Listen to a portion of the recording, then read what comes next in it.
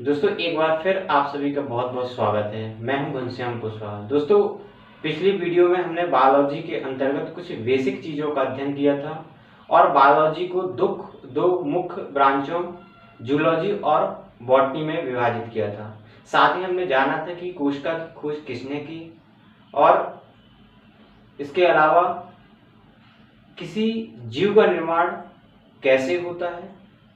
और इसी संबंध में आज हम कोशिका को संरचनात्मक दृष्टिकोण से कितने भागों में विभाजित किया गया है इसका अध्ययन करेंगे।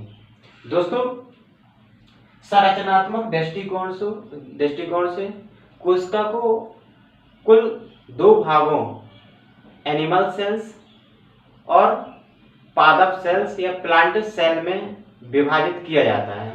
दोस्तों सबसे पहले हम अध्ययन करेंगे कि एनिमल सेल की संरचना कैसे होती है। दोस्तों एनिमल सेल्स की जब हम बात करते हैं तो कुछ हमें ओवल स्ट्रक्चर या अंडाकार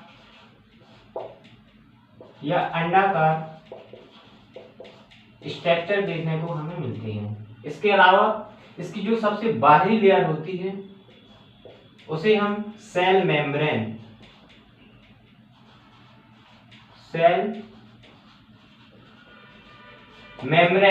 या कोशिका झिल्ली कहते हैं। कोशिका झिल्ली। दोस्तों यह झिल्ली प्रोटीन तथा लिपिड से मिलकर बनी होती है। इसके अलावा इसके मध्य में एक केंद्रक उपस्थित होता है जिसे न्यूक्लियस कहा जाता है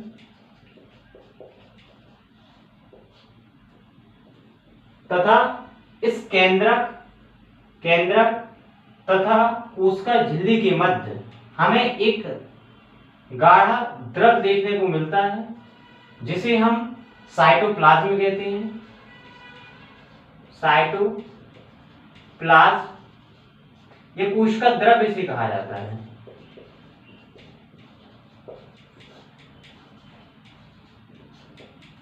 इसके अलावा यदि हम केंद्रक के अंदर हमें कुछ द्रव भरा दिखाई देता है जिसे हम केंद्रक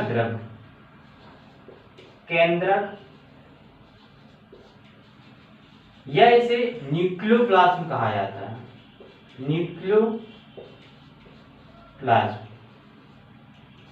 दोस्तों एक बार ध्यान देने योग्य बात यह है कि जब हम साइटोप्लाज्म और न्यूक्लियोप्लाज्म को एक साथ लिखते हैं तो इसे प्रोटोप्लाज्म कहा जाता है। प्रोटोप्लाज्म।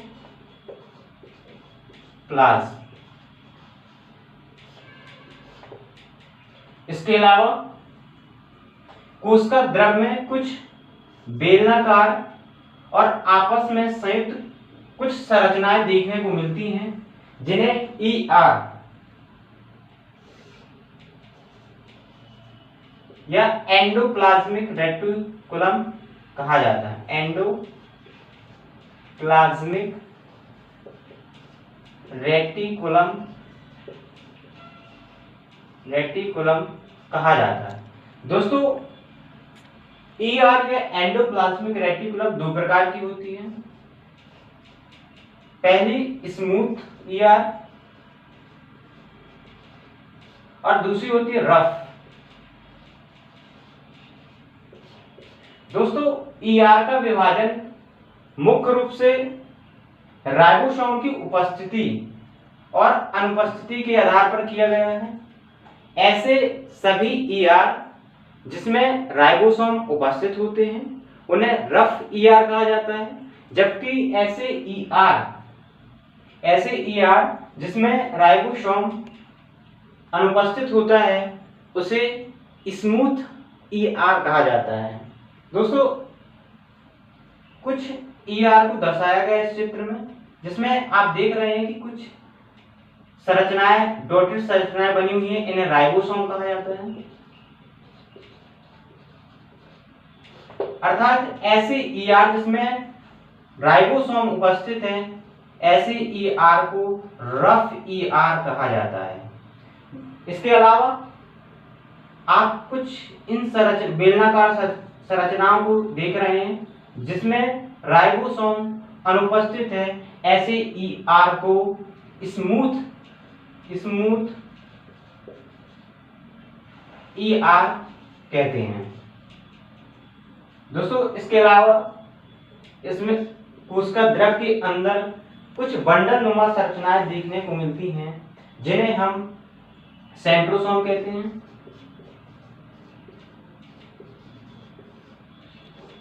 और दोस्तों इन सेंट्रोसोम का मुख्य कार्य कोशिका विभाजन या सेल डिवीजन में मदद करना होता है। इसके अलावा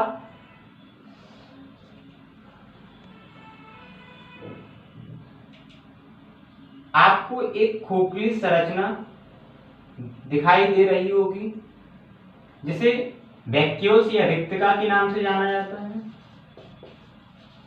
दोस्तों यदि हम रिक्तिका की बात करें तो पादप कोशिका के अंदर या प्लांट सेल के अंदर यह प्लांट सेल के केंद्र में उपस्थित होती है और इसका आकार जंतु कोशिका की अपेक्षा काफी बड़ा होता है, जबकि जंतु कोशिका की अंतर रिक्तिका या वैक्यूल्स नामक संरचना केंद्र के साइड में उपस्थित होती है और काफी छोटी होती है।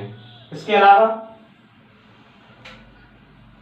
कुछ गोलाकार संरचना उपस्थित होती है साइटोप्लाज्म में जिन्हें लाइसोसोम कहा जाता है और इनका निर्माण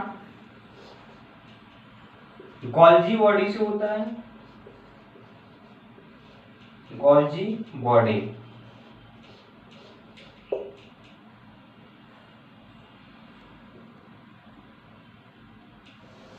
दोस्तों इस संरचना को माइटोकॉन्ड्रिया कहा जाता है और माइटोकॉन्ड्रिया के अंतर्गत ही जीव के अंदर सभी श्वसन संबंधी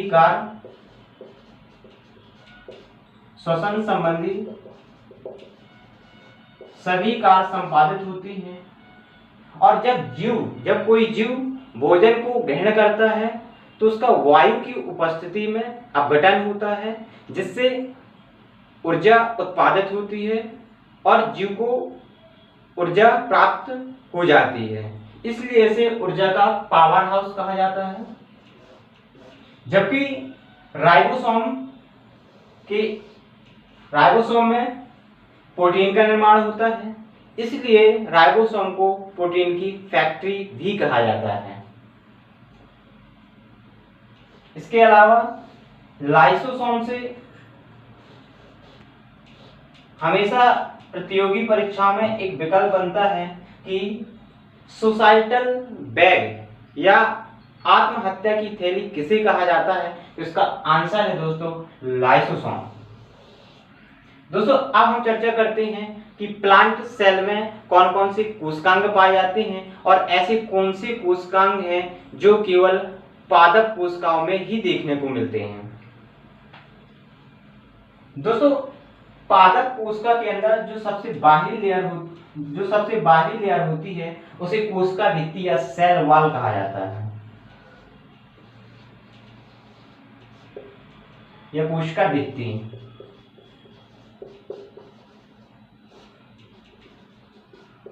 दोस्तों यह कोशिका भित्ति सेल्यूलोज से निर्मित होती है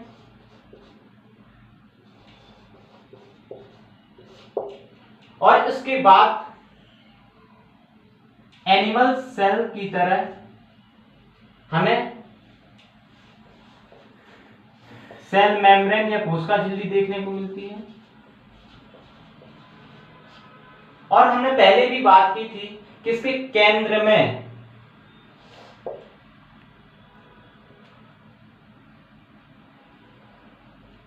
एक संरचना देखने को मिलती है जिसे हम वैक्यूल्स या रिक्तिका के नाम से जानते हैं या वैक्यूल्स।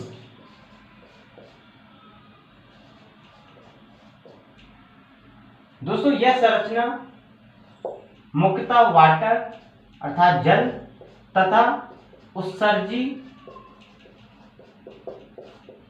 पदार्थों से मिलकर निर्मित होती है। इसके अलावा इसमें पौधों प्लांट सेल के अंतर्गत क्लास्टिड या लवक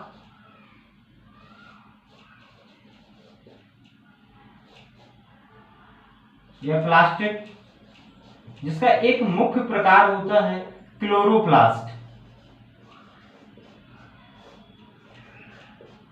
क्लोरोप्लास्ट उपस्थित होता है और इसी क्लोरोप्लास्ट के अंदर क्लोरोफिल नामक वर्णक उपस्थित होता है और इसी के कारण पौधे का रंग हरा होता है और साथ ही पौधे भोजन का निर्माण कर पाते हैं और उत्पादक की श्रेणी में आते हैं।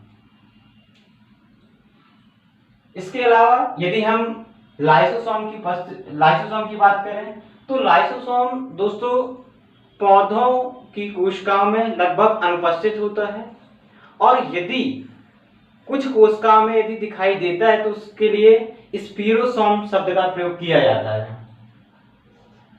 स्पीरोसोम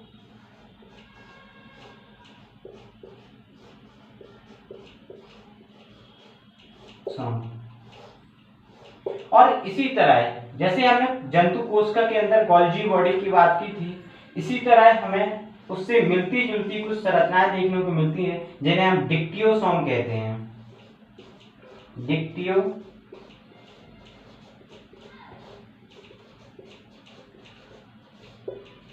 डिक्टियोसोम कहा जाता है। और इसके अलावा अन्य सभी कोशिकांग जैसे केंद्रक और केंद्रक के अंदर न्यूक्लियोप्लास्ट या केंद्रक, द्रव और राइबोसोम उपस्थित होते हैं। अर्थात यदि हम क्लोरोप्लास्ट और कोशिका भित्ति ये दो कोशिकांग ऐसे होते हैं जो जंतु कोशिकाओं में अनुपस्थित होते हैं। साथ ही जब हम सेंट्रोसोम की बात करते हैं तो यह केवल जंतु कोशिका या एनिमल सेल्स में ही दिखाई देता है।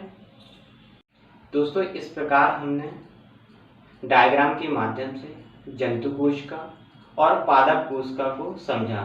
दोस्तों नेक्स्ट वीडियो के अंतर्गत हम कोशिकाओं, चाहे वो प्लांट कोशिका हो और चाहे जंतु कोशिका हो, उसमें पाए जाने वाले सभी कोशिकांगों का विस्तार से अध्ययन करेंगे। तब तक हमारा वीडियो देखते रहें और यदि आप हमारे चैनल पे नए हैं तो कृपया हमारा चैनल सब्सक्राइब कर लें और साथ ही बेल आइकन को भी प्रेस कर लें। धन्यवाद।